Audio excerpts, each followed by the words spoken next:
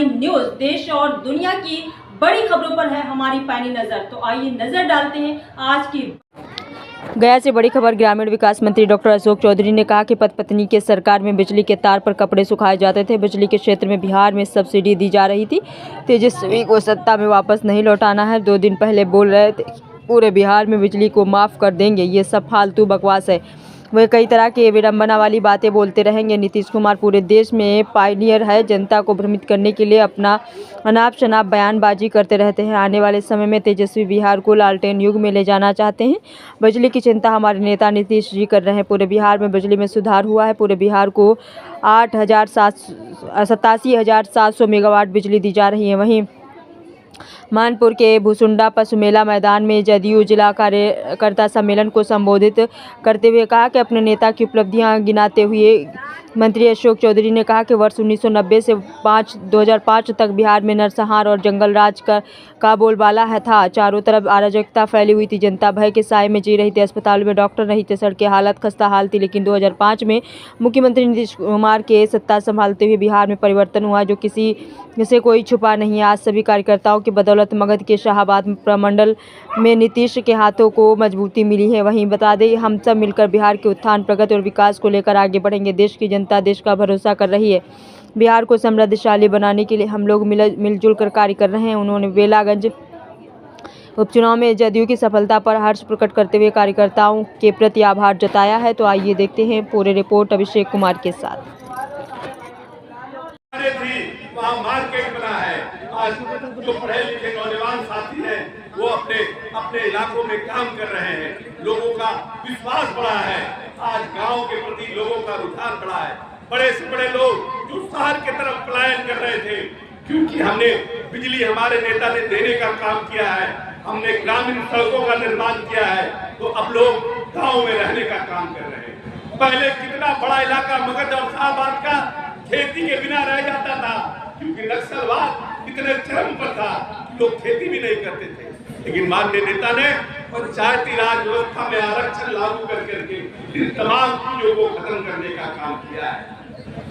अगर आप देखिएगा पिछले 10 वर्षों में, तो 10 वर्षों में जो बिहार सरकार ने पिछले उद्योग नीति लाने का काम किया 2020 और 2015 में, तो उस उद्योग नीति का इतना फायदा हुआ कि आज इथेनॉल के क्षेत्र में, आज विभिन्न जो हमारे फूड प्रोसेसिंग के क्षेत्र में बहुत सी बाहर की कंपनियां आ रही हैं। और आज तो बोध गया के पास एक बड़ा हम लोग हब खोलने जा रहे हैं, जिसको भारत सरकार ने भी अपना सैंक्शन दिया है। तो निश्चित रूप से आने वाले समय में ये इलाका भी और आगे बढ़ने का काम करेगा।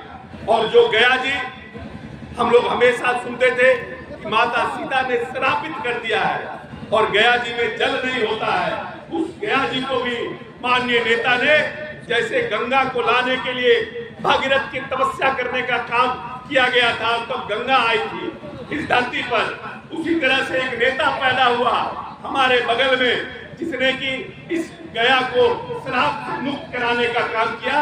और जो देश विदेश से श्रद्धालु यहाँ आते थे और जो पानी नहीं रहता था हमारे यहाँ, उस पानी की व्यवस्था हमारे नेता ने किया। गर्मी के दिनों में नेता को जब पता चला कि गया का इलाका दिन प्रतिदिन गया का जो वाटर रिसोर्स है, जो जमीन के अंदर पानी है, वो बराबर नीचे जा रहा है। हमारे चापाकल खराब हो रहे हैं, हमको टैंकरों से पानी देना पड़ रहा है। तो माननीय नेता ने गंगा जल का पूरी व्यवस्था की कि बाढ़ के समय हम गंगा जल ला करके यहाँ स्टोर करेंगे और गया की जनता को हम वाटर सप्लाई करके पानी देने का काम करेंगे।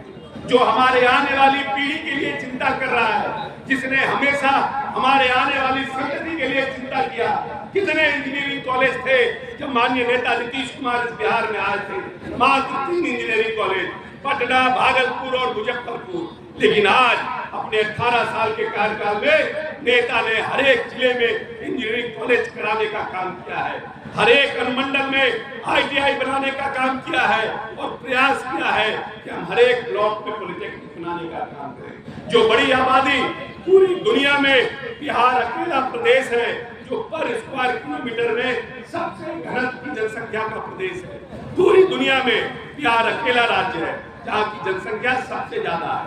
और इस जनसंख्या में निश्चित रूप से हमारे नौजवान साथी भी ज्यादा है और माननीय नेता को हमेशा चिंता है कि कैसे हम इन नौजवानों के लिए कि अब वृद्धों को हमारी सरकार ये इनको कुछ लेना देना नहीं है बिहार से सर। ये सब बिदंगड़ा खड़ा करने वाले लोग। अभी 2 दिन पहले कहे कि हम बिजली माफ कर देंगे, तो इनके माँ बाप के समय में तो बिजली के तार पर कपड़ा पसराता था, 700 बेटा मेगाबिट बिजली था। इनको आने वाले समय में भी फिर बिहार को लालटेन में ले जाना चाहते हैं, नहीं कहते हैं बिजली फ्री कर देंगे।